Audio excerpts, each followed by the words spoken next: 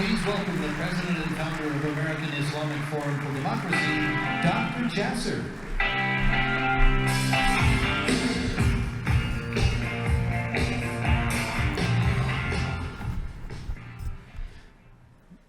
Well, good afternoon. It's an honor to be here. I'm humbled to be here. And, listening to the Rolling Stones, I'm wondering how many Islamic countries would allow me to enter a stage with the Rolling Stones playing. But we're here to not only start you up, but shake you up. And, in the theme of the Trump administration taking on the establishment, in my time with you today, I want to share with you my goal, my mission as an American, as a patriot, taking on the Islamic establishment. Because it's not about being Muslim, it's about the Islamists. And by the end of our time together, I hope you understand the difference. I want to thank Jeff Hunt and the entire team for inviting me, for the courage to invite me. He was talking about death threats before, and now with AOC and all of them basically hiccuping death threats at anyone that criticizing them as somehow invoking death threats. There are those of us who really have had death threats for our work, and at the end of the day, it's what's about freedom. It's the price we pay for freedom. And when my family escaped persecution in Syria in the late 60s, they embraced American freedom, American liberty, and instilled in me the idea, the understanding that there's no place I could practice my faith more freely than here in America. And I served in the Navy for 11 years and felt that I wanted to be part of the most moral fighting force on the planet, because my parents escaped the most evil fighting force on the planet, which was Syria and its regime. And ultimately, I'm an American conservative, and I'm not a conservative just because I say so, but if you look at my track record, my history of the ideas that I've endorsed, from free markets to strong national security to pro-immigration, but pro-border, pro-wall, pro-right immigration, not just any immigration. I believe that conservative values are what will keep us strong. Abraham Lincoln, I think, had it right when he said America was the last best hope for mankind. But he also had it right when he said America will never be destroyed from the outside. If we falter and lose our freedoms, it will be because we destroyed ourselves. And I think there's nothing more apropos to that quote than what we are seeing in some of the leading Islamic leaders in America, who are Islamists, who really don't see America for a force of good, who don't see what we do for freedom as a force of good, but rather are on the side of socialism, or on the side of Islamism and political Islam and the Islamic State. So in this era, I think Ralph Waldo Emerson had it right. There are always two parties, the party of the past and the party of the future, the establishment and the movement. And in honor of President Trump, I've used this as a theme today, which is, what is the Islamic establishment and who are they? I am certainly not part of it. I'm proud to say that I'm not part of it. I think the future of religious freedom in Muslim-majority countries is dependent on the movement, reform movement, and not dependent on their establishment. So let's define Islamism.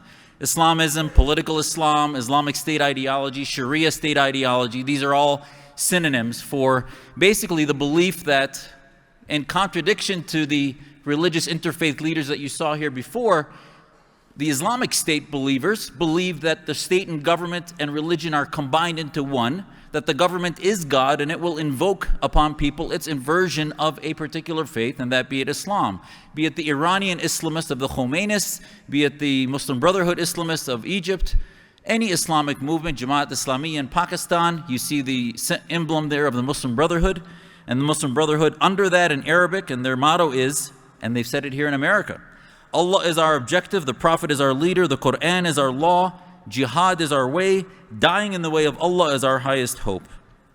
These Islamists, these viral movements across the planet, want to die for their cause. I'm here to tell you as an American patriot that the only antidote to that is Muslims who not only don't want to die for that cause, but want to die for America against theocrats and against theocracy. But the enemy is not only viral Islamists, but it is the corporate Islamists, those who, some of whom are our allies, and hats off to President Trump for recalibrating the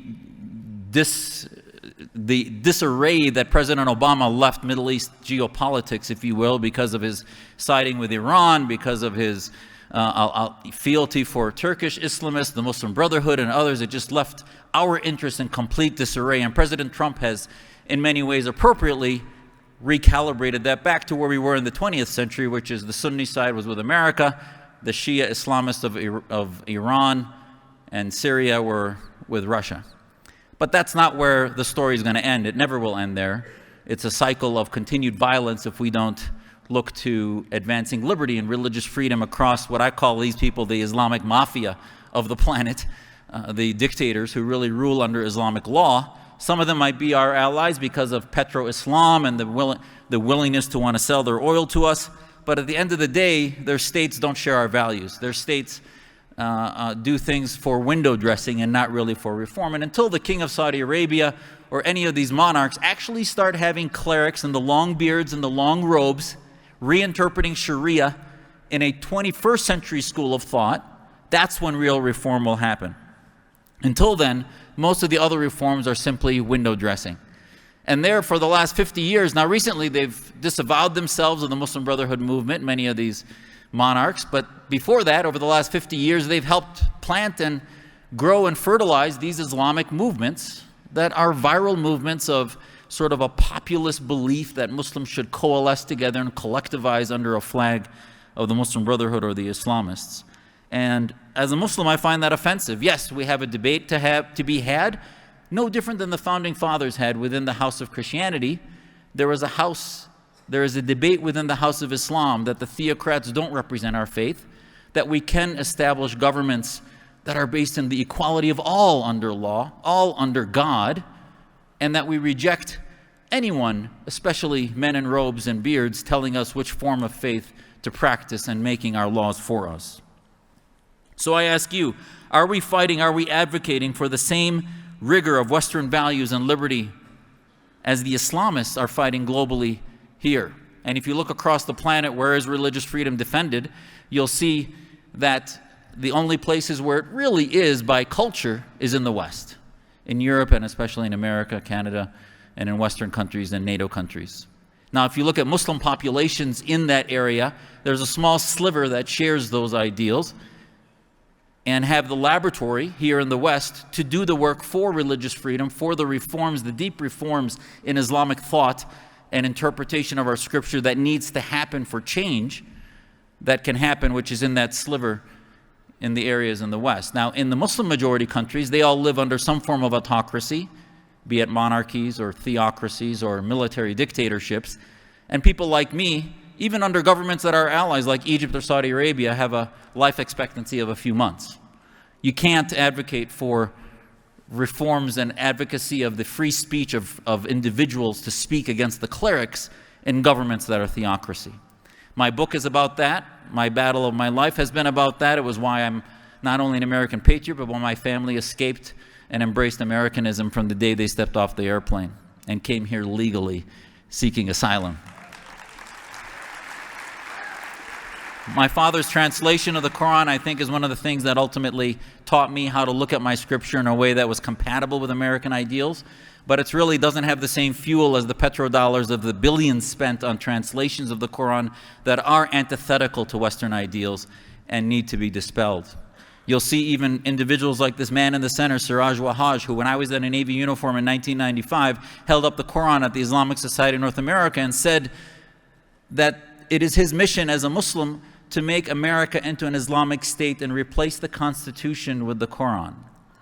I went to the mic at a conference larger than this and said, this is sedition, I reject your values. And this is in 95, just to tell you I'm not a post 9/11 activist in this issue.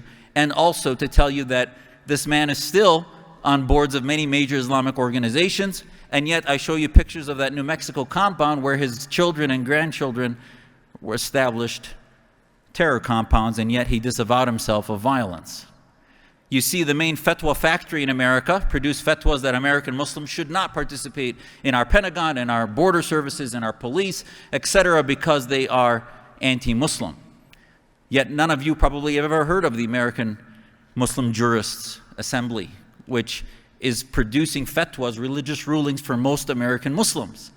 We are asleep, we are anesthetized because of political correctness to what's happening in our shores that's destroying the most valuable assets in this global battle for religious liberty, which are American Muslim patriots.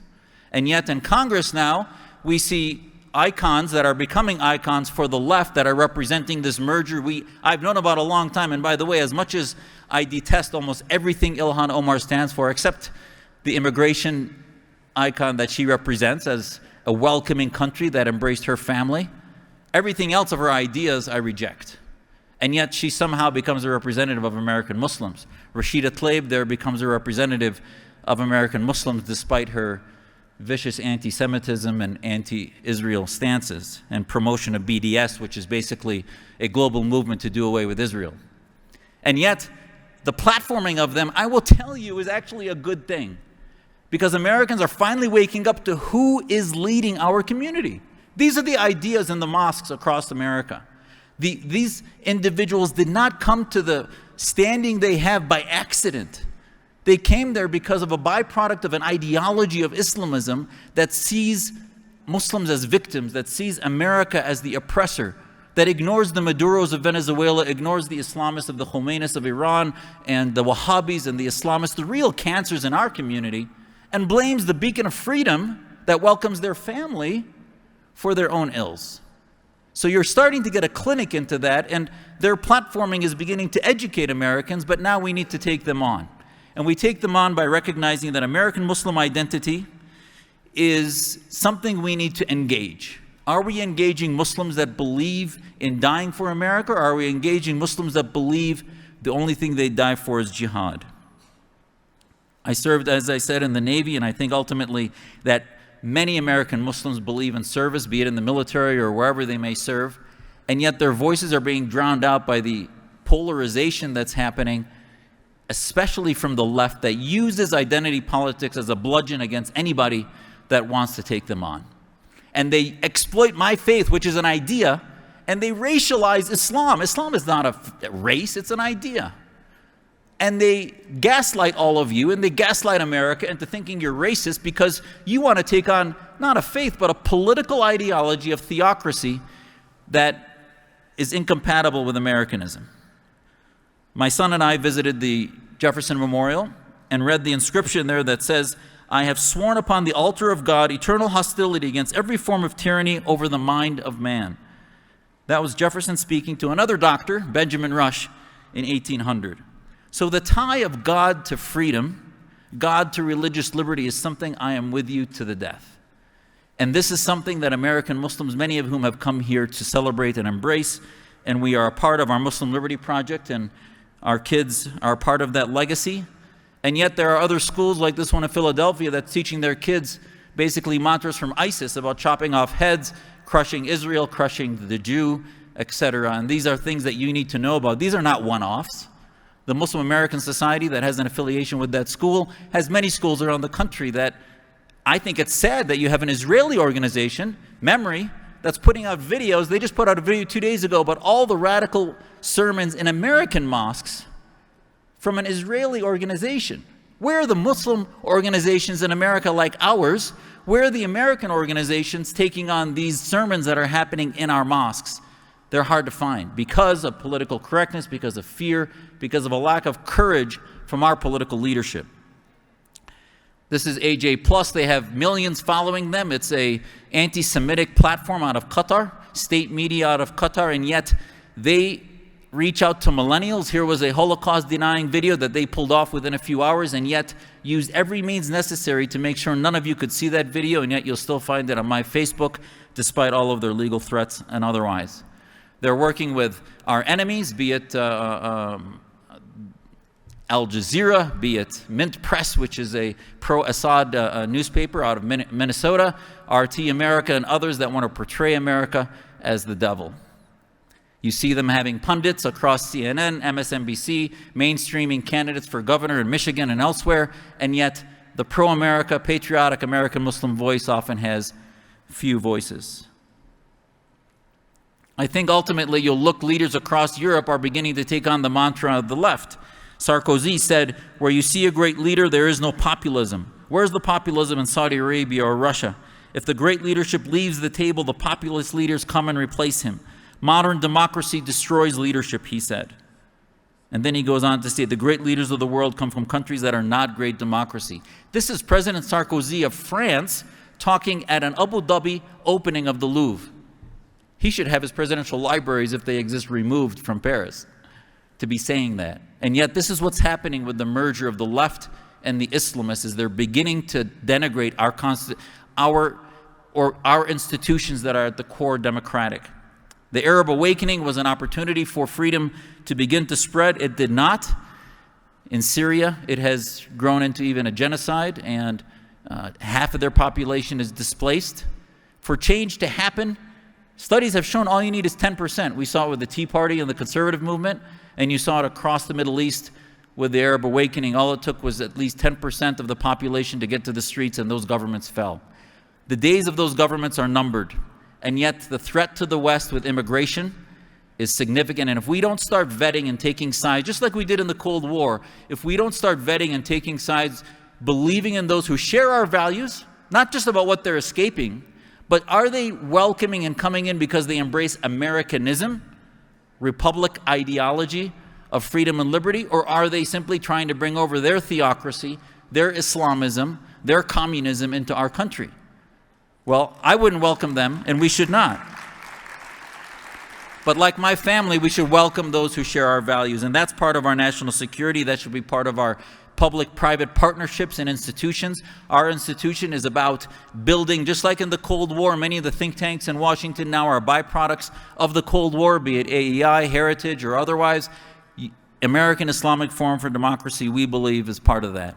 We hope the Establishment Clause right now, as you look at where the Islamic house is, we are at that same stage that the Founding Fathers and before in the Enlightenment were in the 16th, 17th, and 18th century. That's where Islam is today. And we need to begin to support Muslims that are against theocracy and believe in American ideas. I believe the civil rights movement of today is inside the mosques, not just about the 1% of American Muslims, but about those globally who are a quarter of the world's population. Because listen, ladies and gentlemen, and I'll leave you with this.